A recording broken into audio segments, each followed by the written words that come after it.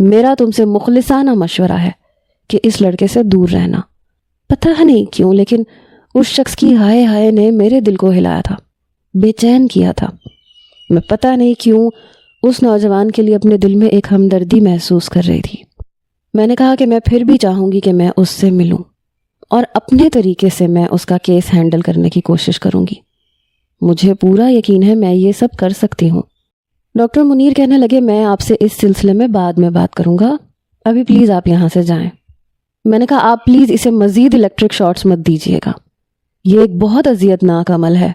Doctor Munir کہنے لگے میں بہتر سمجھتا ہوں، اب 3 دن تک یہ بالکل ٹھیک رہے گا، کسی کو نقصان نہیں پہنچائے گا۔ یہ کہنے کے بعد انہوں نے نرسنگ اسٹاف سے کہا کہ اسے اس کے روم میں شفٹ کر دو۔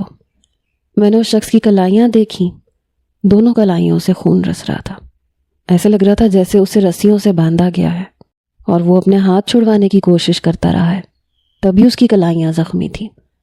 جیسے ہی اسٹریچر میرے پاس سے گزرا اس شخص نے آنکھیں کھول کے مجھے دیکھا اور پھر آنکھیں بند کر لیں۔ کچھ دیر بعد ہی میں ڈاکٹر منیر کے کمرے میں تھی۔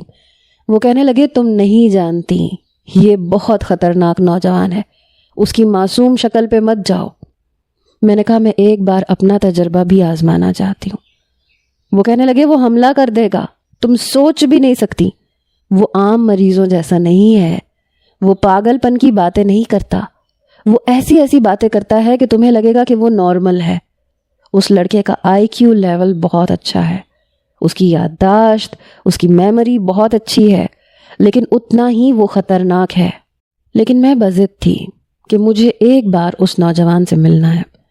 انہوں نے فائل میرے سامنے رکھ دی، کہنے لگے تم پہلی لیڈی ڈاکٹر نہیں ہو جو اس کیس میں دلچسپی لے رہی ہے،